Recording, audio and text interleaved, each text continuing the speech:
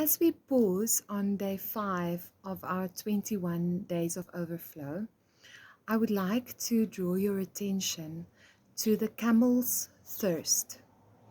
A camel can go for more than 10 days without drinking water, and in that time, it can lose up to 30% of its body mass. Wow, that's quite incredible.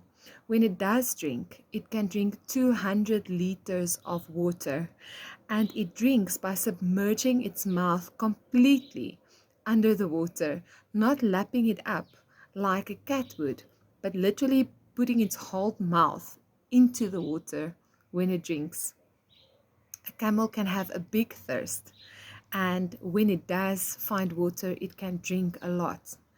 And if we look at the barren desert world that we are moving through, we may experience times where we feel depleted and where we experience that we do not have a water source close by.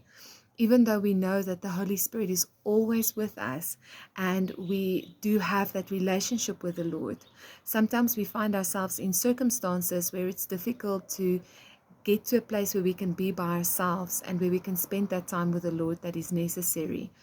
And it is important that we do. It is important that we take the time to spend that time with the Lord. But what is going to cause us to spend that time with Him? It is when we are truly thirsty like the camel is, pressing its whole mouth into the water. So what I want to share with you, we're going to have, in a moment, we're going to have my husband, Mornay, who is also from Heal the Land Ministries, share a message with you regarding thirst. As David puts it, he says in Psalm 33, verse 1, "O God, you are my God. Early will I seek you. My soul thirsts for you. My flesh longs for you in a dry and thirsty land where there is no water." We've all experienced those times.